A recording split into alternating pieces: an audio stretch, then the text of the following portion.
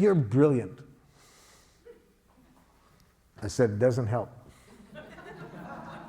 She said, "What do you mean?" I said, "You know, ma'am, I have been called a lot of names in my life. Really, I have. Some positive and some far less than positive. And I can never recall learning anything valuable by somebody telling me what I am. I think there's zero information value in being told what you are. And great danger, you might believe it. And it's just as dangerous to believe that you're smart as that you're stupid. Both of them reduce you to a thing. You see, we're much more than either of those. But I can see in your eyes that you want to express some gratitude. Yes, and I want to receive it, but it doesn't help me to be told what I am. Well, what do you need to hear? What did I do to make life more wonderful for you? Well, you're so intelligent. No, it doesn't help. Doesn't help. What did I do? Oh, I got you. She opens up her notebook. She showed me 2 things that I had said that she had written down. She put a big star by them.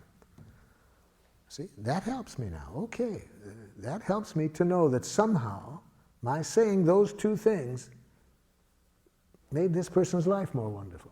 So that's the first thing we need to say in appreciation. We need to bring to the person's attention concretely what they did that made life more wonderful.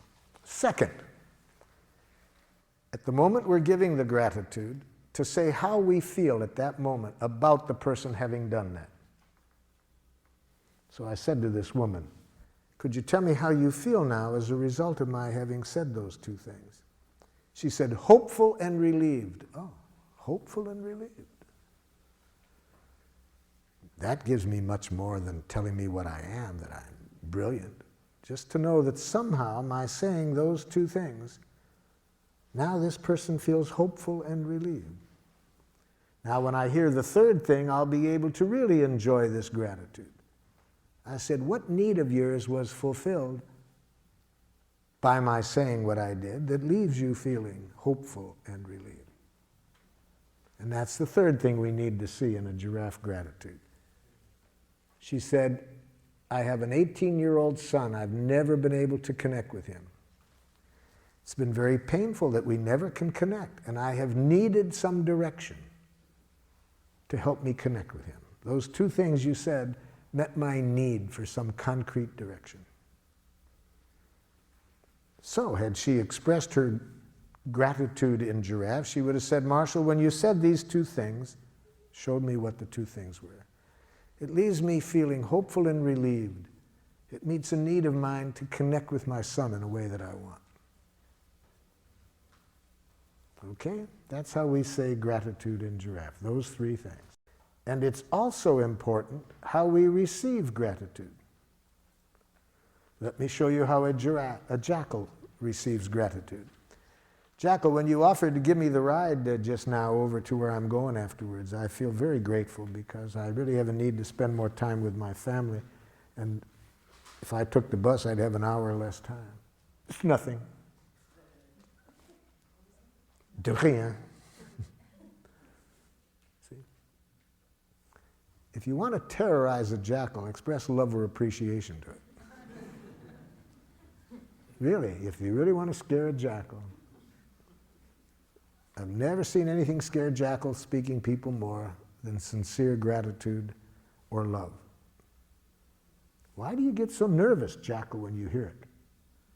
Well, I don't know that I deserved it. See, jackals have this dangerous concept in their head, deserve. It's a very violent concept. See, it implies that you have to deserve appreciation. You do deserve punishment if you behave in a certain way. See, the concept of deserve is a key ingredient in a violent way of life.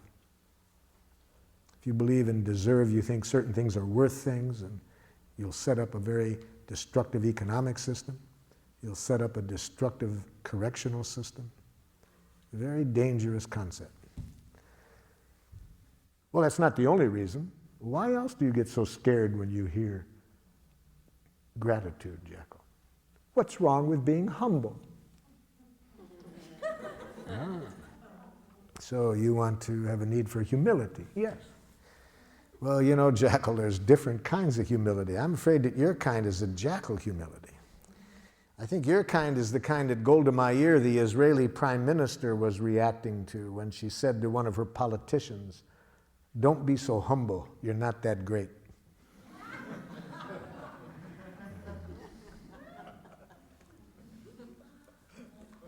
But the main reason that I believe that gratitude is so scary for many of us to receive is beautifully and poetically written in A Course in Miracles, where they say it's our light, not our darkness, that scares us the most.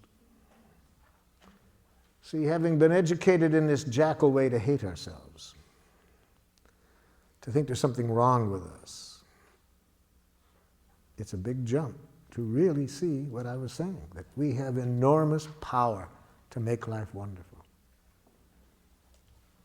And there's nothing we enjoy doing more than exercising that power. That's unfortunately, a pretty big jump for us to come to, but we can come to it. So that's how we say gratitude: observation, feeling in need, same literacy. Make sure it's coming from the heart to celebrate, and never to praise, compliment, reward. So any last comments or questions before our time runs out? I'm grateful for all your time and attention.